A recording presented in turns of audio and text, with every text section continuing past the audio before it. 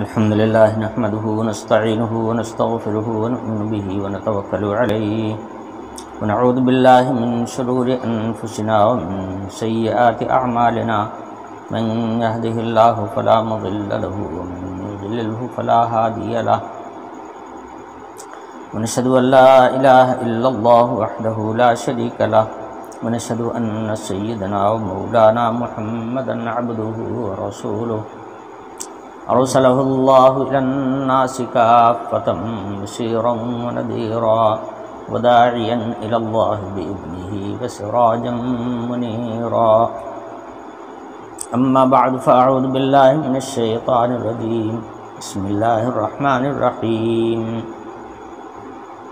وسخر لكم الليل والنهار والشمس والقمر والنجوم مسخرات بأمره إن في ذلك لآيات لقوم يعقلون وما ذرأ لكم في الأرض مختلفا ألوانه إن في ذلك لآية لقوم يذكرون وهو الذي سخر البحر لتأكلوا منه لحما طريا وتستخرجوا منه حلية تلبسونها وترى الفلك مواخر فيه ولتبتغوا من فضله ولعلكم تشكرون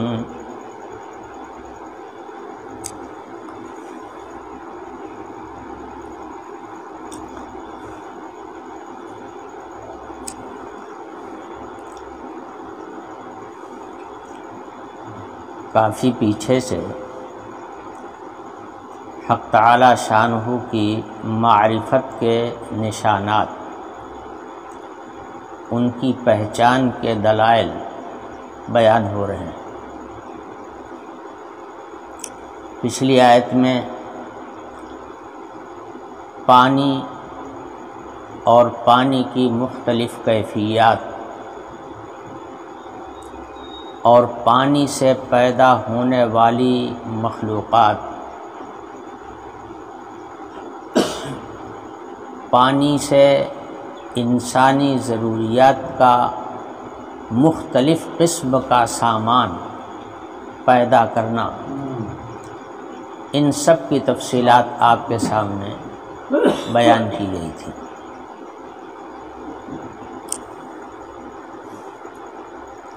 اگلی آیت میں ارشاد فرمایا جا رہا ہے وَسَخَّرَ لَكُمُ اللَّيْلَ وَالنَّهَارَ وَالشَّمْسَ وَالْقَمَرَ وَالنُّجُومُ مُسَخَّرَاتٌ بِأَمْرِهِ۔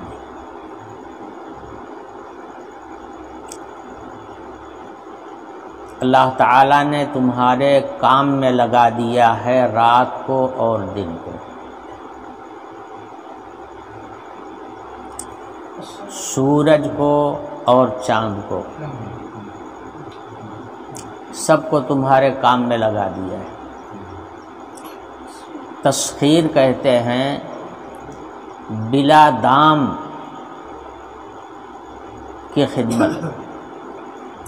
خدمت بھی ہو اور کوئی دام بھی نہ لگے، اس کی کوئی قیمت بھی نہ دینی پڑے، اس کی کوئی مزدوری نہ دینی پڑے،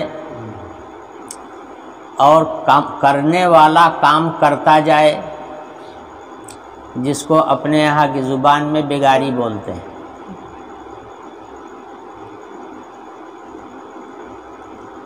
بیگاری میں آدمی خدمت تو کرتا ہے مگر مزدوری کا خواہش مند نہیں ہوتا، اور نہ دینے والا اس کو مزدوری دیتا ہی ہے، فری میں وہ خدمت کر کے جاتا ہے۔ اسی کا نام ہے تسخیر۔ حق تعالی شانہ ارشاد فرماتے ہیں کہ رات کو اور دن کو اللہ تعالیٰ نے تمہارے لیے مسخر کر دیا ہے،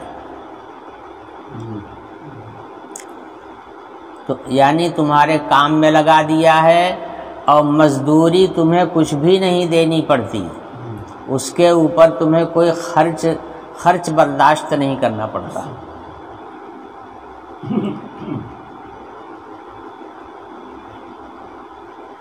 انسانی مصنوعات کا آپ استعمال کریں گے تو آپ کو اس کا خرچ دینا پڑے گا۔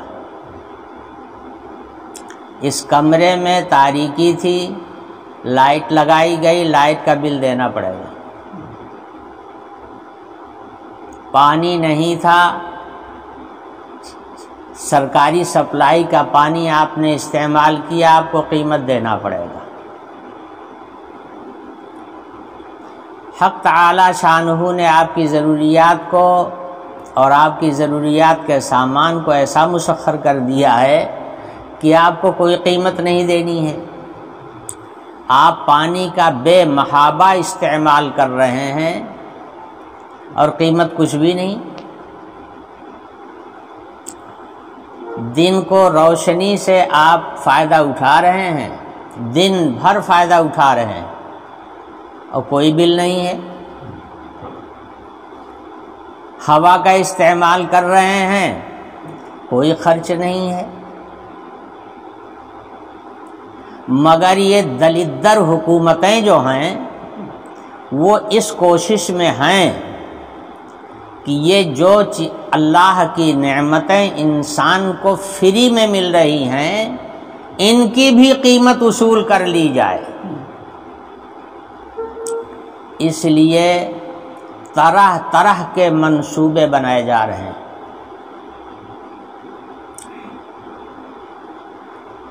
ایندھن پر انہوں نے کنٹرول کر ہی لیا۔ آدمی چولہے میں لکڑی جلاتا تھا، کوئی قیمت نہیں لگتی تھی،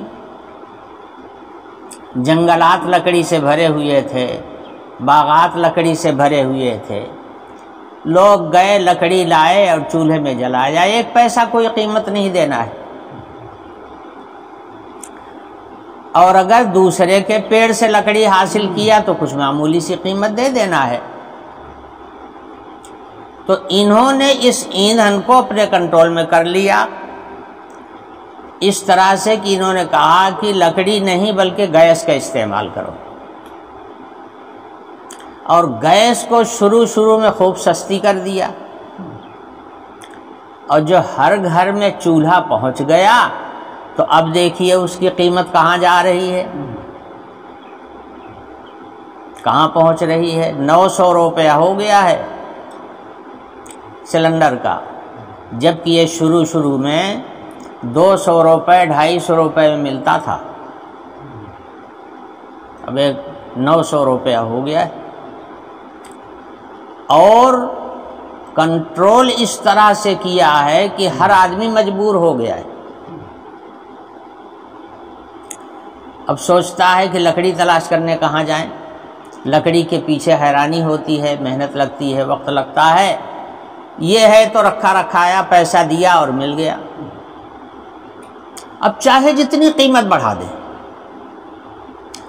یہ ایندھن جو اللہ تعالیٰ نے فری کیا تھا، ان دلدر حکومتوں نے اس کو اپنے کنٹرول میں کر کے قیمت وصول کرنا شروع کر دیا۔ تو یہ اللہ تعالیٰ کی فری کی ہوئی چیزوں کی بھی قیمت وصول کر رہے ہیں۔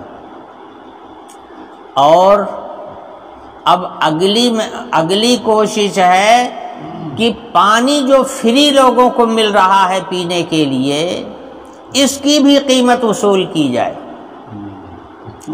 بڑے بڑے شہروں میں تو قیمت وصول کر ہی رہے ہیں، اس لیے کہ وہاں پانی کا ملنا لوگوں کے لیے ذرا مشکل ہے۔ گورنمنٹ سپلائی کر دیتی ہے تو آسانی کے ساتھ لوگوں کو پانی مل جاتا ہے، اس کی قیمت تو وہ وصول کر ہی رہے تھے۔ لیکن پہلے یہ ذہن سازی کرتے ہیں، جب کوئی کارروائی کرنا ہوتا ہے تو پہلے ذہن بناتے ہیں، اس کے بعد پھر کارروائی کرتے ہیں۔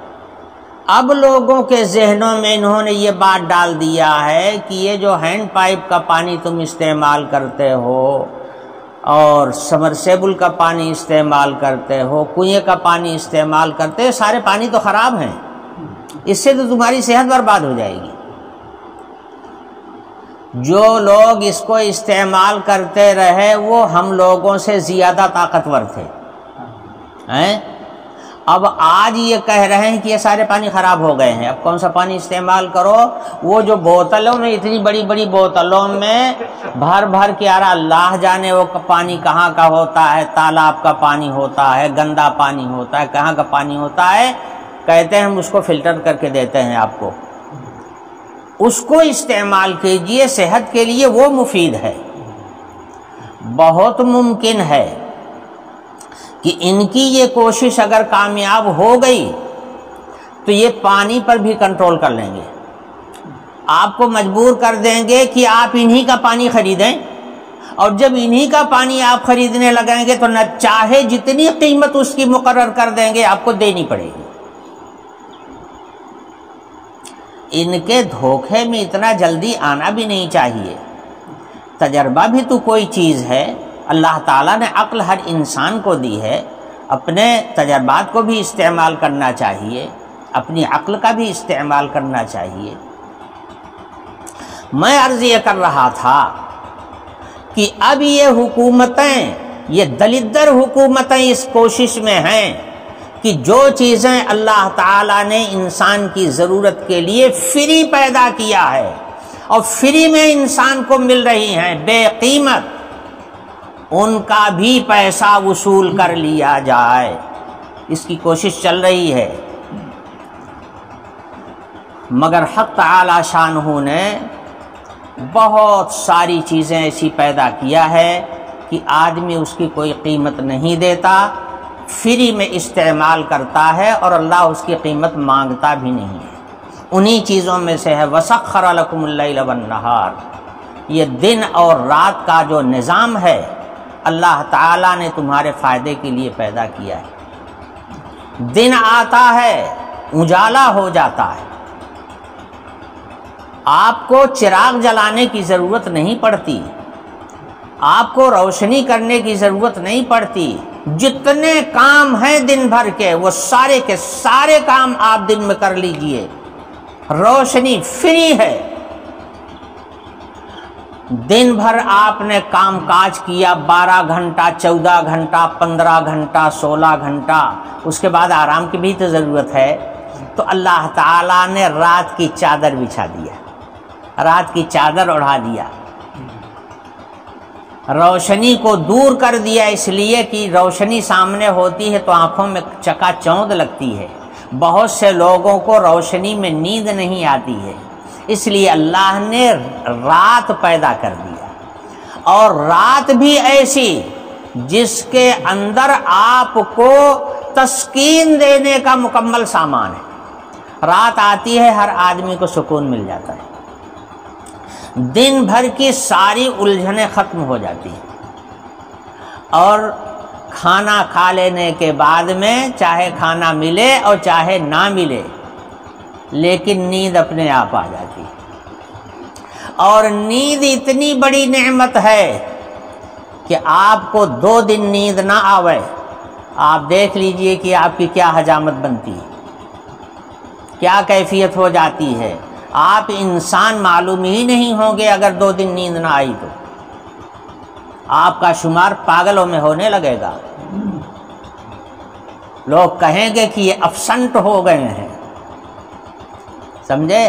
نیند اتنی بڑی اتنی قیمتی چیز ہے، اور نیند کے اندر اللہ تعالیٰ نے ایسی خصوصیت رکھی ہے، صرف 10 منٹ کے لیے گہری نیند آ جائے 24 گھنٹہ کی تکان دور،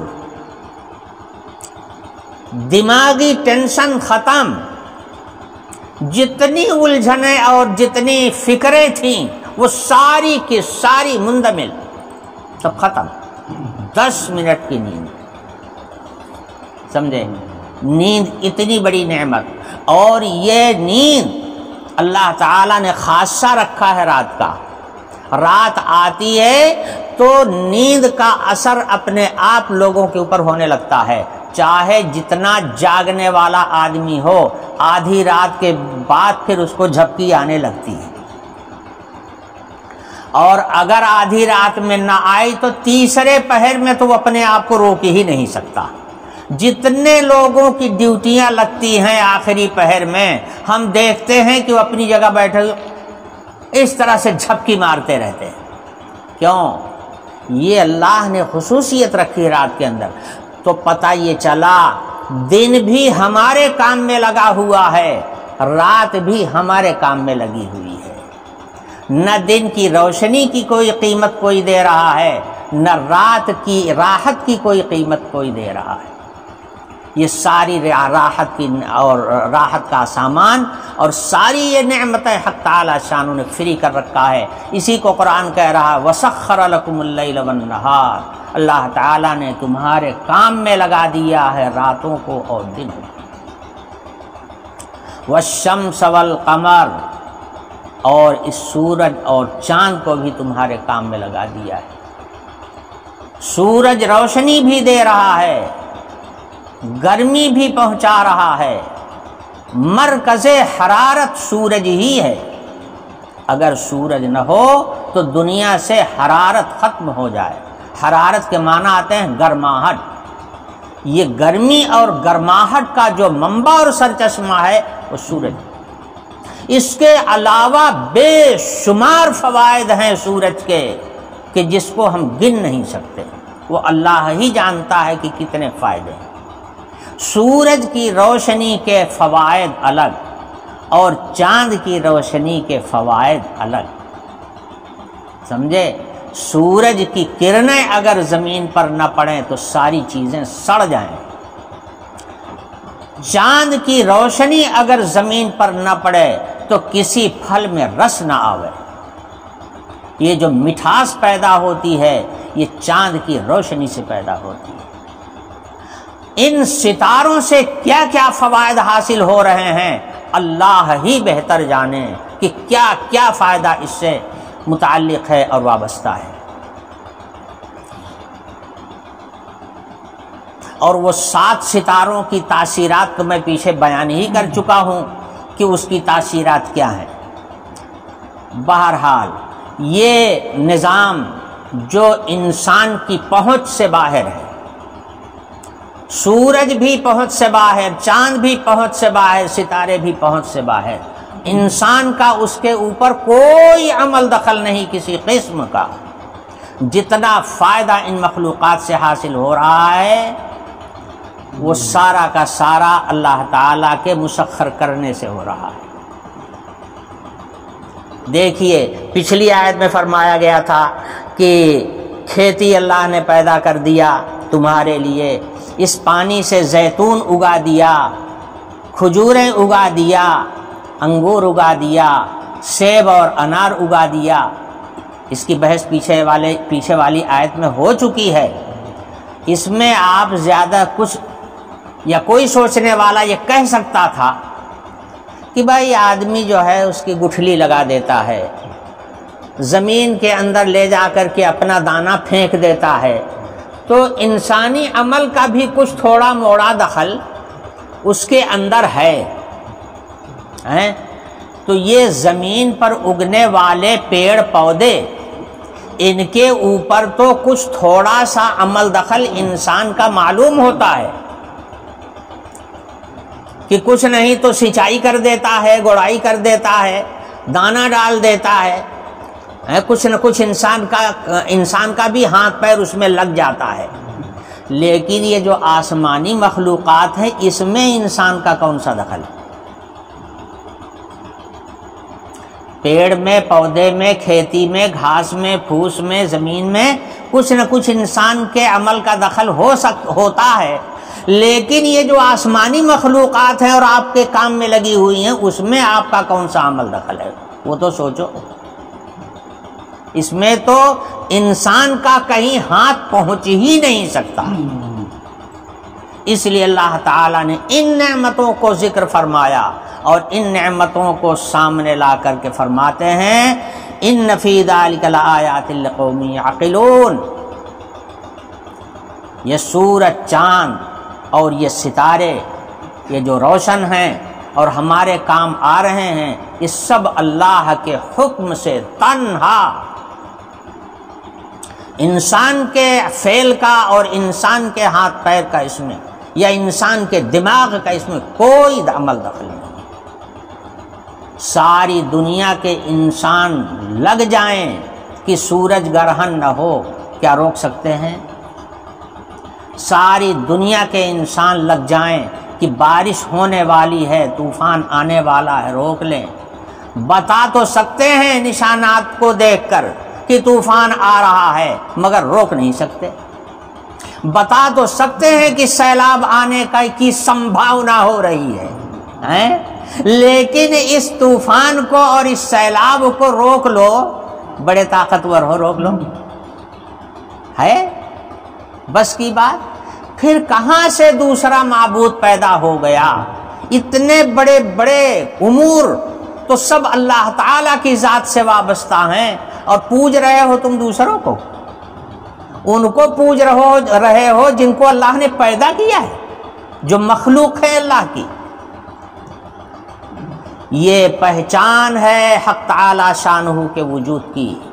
یہ دلائل توحید اور دلائل وجود ذات باری تعالی ان آیتوں میں بیان ہو رہے ہیں۔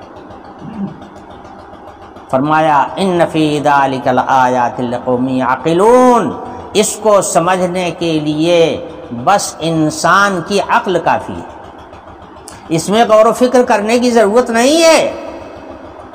غور و فکر تو ان چیزوں میں جس میں کرنی تھی اس کو بتا دیا گیا پیچھے، اس میں غور و فکر کی ضرورت نہیں ہے، عقل کی ضرورت ہے۔ اگر عقل ہوگی اور ان چیزوں میں غور کرو گے، اللہ کے وجود کا پتہ چلے گا، اللہ کا وجود سمجھ میں آئے گا۔ وَمَا ذَرَأَ لَكُمْ فِي الْأَرْضِ مُخْتَلِفًا أَلْوَانُهُ، اور جو چیزیں اللہ تعالیٰ نے زمین پر تمہارے لیے بکھیر دیا ہے، پیدا کر دیا ہے تمہارے فائدے کے لیے، ان کو دیکھو، ان پہ ذرا سا غور کرو۔ ہر چیز کا رنگ الگ الگ، پیدائش ہر چیز کی کس چیز سے ہو رہی ہے، کسی چیز کی نشو و نما کس چیز سے ہو رہی ہے؟ صرف دو چیزیں، ایک زمین،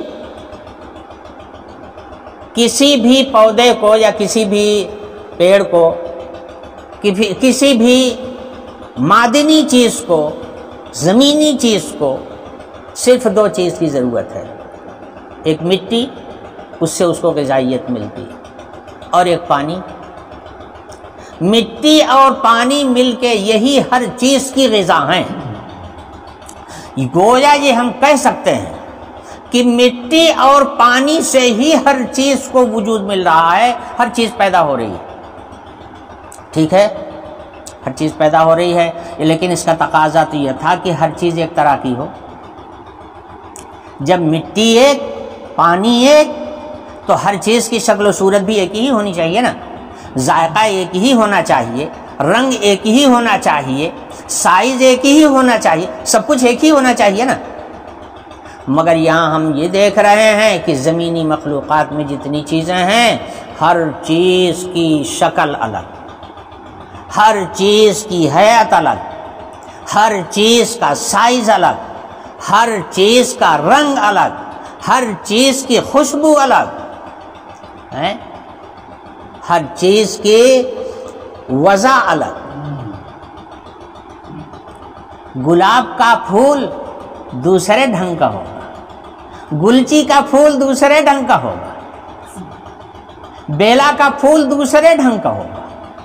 پھلوں میں دیکھیے، انار کی شکل دوسری، سیب کی شکل دوسری، آم کی شکل دوسری، امرود کی شکل دوسری، ہے تو اسی مٹی اور پانی سے ہی پیدا ہونے والا، پھر آخر یہ شکلیں کہاں سے بدل رہی ہیں؟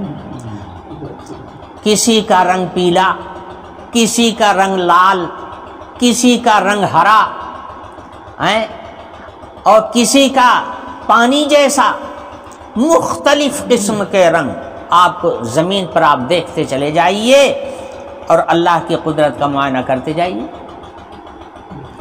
تو یہ جو چیزیں آپ کے فائدے کے لیے اللہ نے زمین کے اوپر بکھیر دیا ہے، بچھا دیا ہے، اور فائدہ اٹھا رہے ہو 24 گھنٹہ، ان کی شکل و صورت پہ تو غور کرو،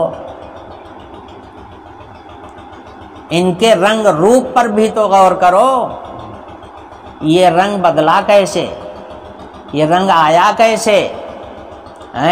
پھول کی پنکھڑیاں نکلتی ہیں تو ہری ہوتی ہیں، اور اس کے بعد اس میں رنگ پیدا ہو جاتا ہے، رنگ آنے کے بعد میں اس کے اندر خوشبو پیدا ہو جاتی ہے. جب تک کلی ہوتی ہے اس میں خوشبو نام کی کوئی چیز نہیں ہوتی، اور جب وہ پھول کھل جاتا ہے تو اس کے اندر خوشبو پیدا ہو جاتی ہے. یہ خوشبو کہاں سے آتی ہے؟ آپ کا کپڑا اس وقت تک مہک نہیں سکتا جب تک آپ عطر نہیں لگائیں گے. آپ کے اندر خوشبو آ نہیں سکتی جب تک آپ کوئی خوشبو کا استعمال نہیں کریں گے. اس پیڑ کی ان پتیوں میں خوشبو کہاں سے آ گئی؟ بغیر کسی پیدا کرنے والے کی یہ خوشبو خود پیدا ہو رہی ہے. جاہل ہیں وہ لوگ جو یہ کہتے ہیں کہ دنیا کا نظام اپنے آپ چل رہا ہے. کہیں دنیا میں کوئی چیز اپنے آپ بنی ہے آج تک؟ آج تک کوئی چیز خود بن کر کے تیار ہوئی ہے؟ جب خود کوئی چیز بن کے تیار نہیں ہوتی ہے تو یہ سارا کارخانہ بغیر کسی بنانے والے کے بن رہا ہے، اور روزانہ بن رہا ہے، روز آئے دن بن رہا ہے. یہ نظام چل رہا ہے مسلسل. تو ان میں غور کرنے کی ضرورت ہے. وَمَا ذَرَأَ لَكُمْ فِي الْأَرْضِ، زمین کے اوپر جو اللہ تعالیٰ نے تمہارے لیے ضرورت کا سامان بکھیر دیا ہے. دیکھو مختلفاً الوانہ، ان کے سب کے رنگ الگ الگ ہیں. اور صرف رنگ تک کی ہی بات نہیں ہے، خصوصیات بھی سب کی الگ الگ ہیں.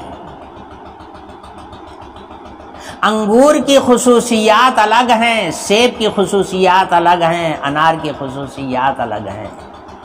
ہر پھل کی خصوصیت الگ الگ ہے، اور انہی خصوصیات کو جاننے والے بیماریوں کی دوا تیار کرتے ہیں. وہ خواص کو جانتے ہیں کہ کس چیز کی کیا خاصیت ہے، تو کس بیماری میں کس چیز کی ضرورت ہے اسی خاصیت کو دیکھ کر اس کے مناسب دوا تیار کی جاتی ہے. سمجھے؟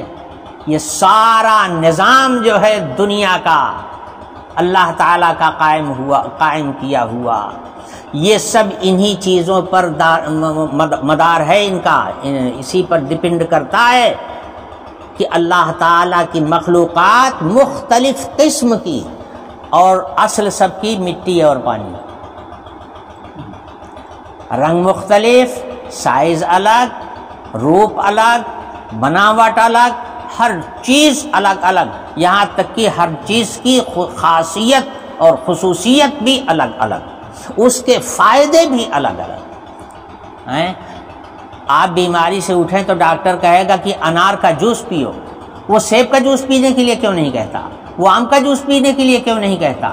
انار ہی کا جوس پینے کے لیے کیوں کہتا ہے؟ حالانکہ انار بھی تو اسی مٹی پانی سے پیدا ہوا ہے، سیب بھی اسی سے پیدا ہوا ہے، آم بھی اسی سے پیدا، ہر چیز اسی سے پیدا ہوئی. اس لیے کہتا ہے کہ انار کی خصوصیت یہ ہے کہ وہ بہت جلدی خون میں تبدیل ہو جاتا ہے، اس سے خون جلدی بنتا ہے، اس لیے انار کا جوس پینے کی تلقین کی جاتی ہے. صحت مند آدمی کو اس کی کوئی ضرورت نہیں ہے، مگر بیمار آدمی کے لیے بہت مفید ہے. ایک مثل مشہور ہے پرانے زمانے سے، ایک انار 100 بیمار، ایک انار 100 بیمار. یہ خصوصیت کی وجہ سے ہے، اس پر عرض کر رہا ہوں. تو حق تعالیٰ شانہ ارشاد فرماتے ہیں اللہ تعالیٰ نے تمہاری ضرورت کا سامان جو زمین کے اوپر بکھیر دیا ہے، دیکھو ان کے رنگوں کو، سب کے رنگ الگ الگ ہیں. اتنے انسان یہاں بیٹھے ہوئے ہیں، کوئی 2 آدمی ایک شکل کا ہے؟ اور اتنے نہیں، پوری دنیا اکٹھا کر لو، ایک آدمی کی شکل کا بعین ہی دوسرا آدمی آپ کو پوری دنیا میں نہیں ملے گا. یہ رنگ کون بدل رہا ہے میاں؟ یہ شکلیں کون تیار کر رہا ہے؟ شکلیں کون متعین بغیر کسی بنانے والے کے خود بن رہا ہے؟